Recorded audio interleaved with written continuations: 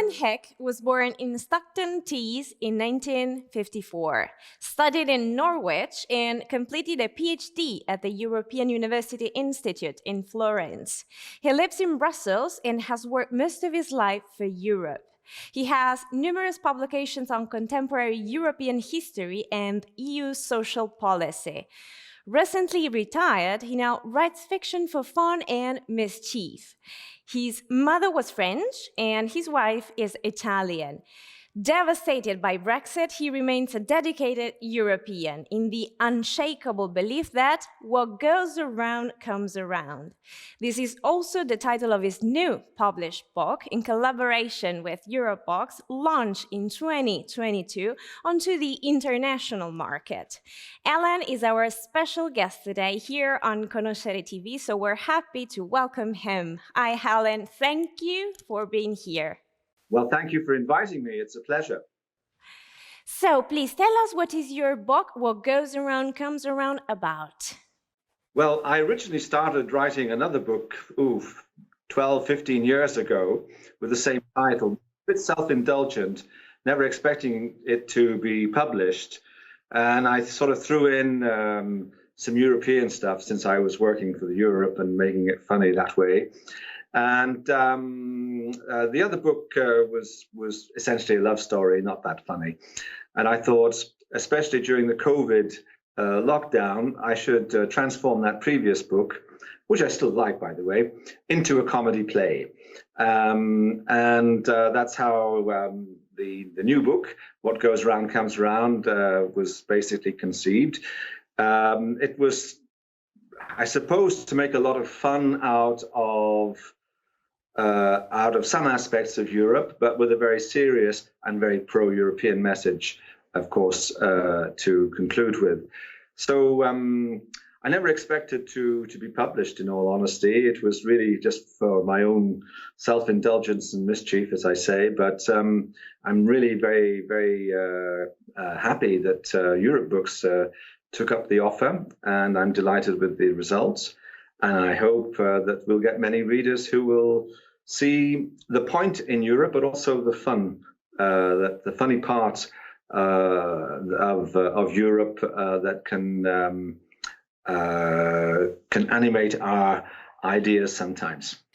Yeah, let's deepen a little bit the key points of the book. I mean, what are the main themes you discuss beside the central one you just said? And as a consequence, what are the reflections that can be generated in the reader? Obviously, and you can see, I might just show the book with the two flags merging. Brexit was the spark, and this terrible result that we had and terrible campaign was the spark. And that's not just the fault of those who voted honestly for Brexit. I can understand in some ways why they did, though I don't, of course, agree with why they did it, and I certainly don't like the result.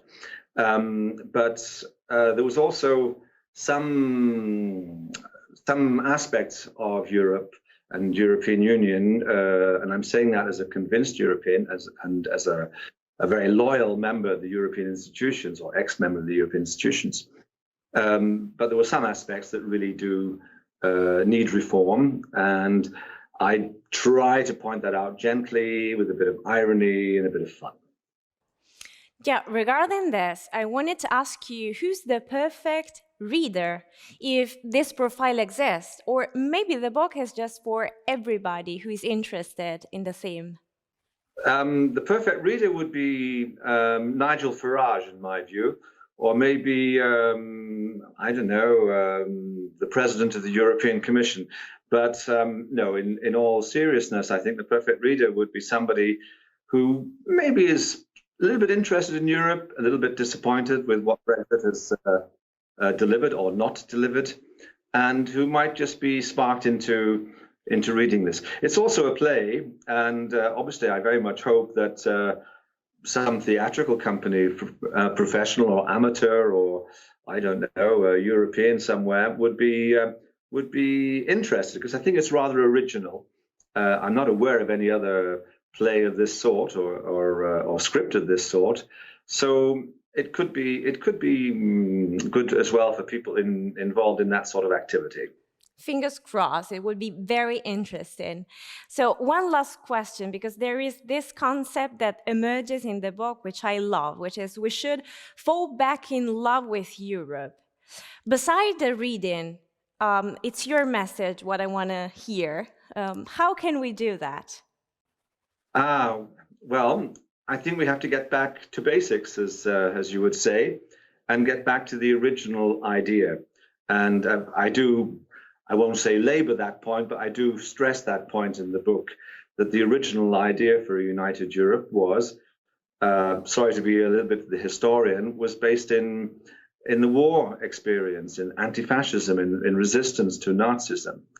And it was a cry for freedom and to get out of a nationalist mentality, which had brought so much misery and hatred amongst the people of Europe. So we have to get back to that basic concept of Europe and reform our institutions in a more democratic and accountable way.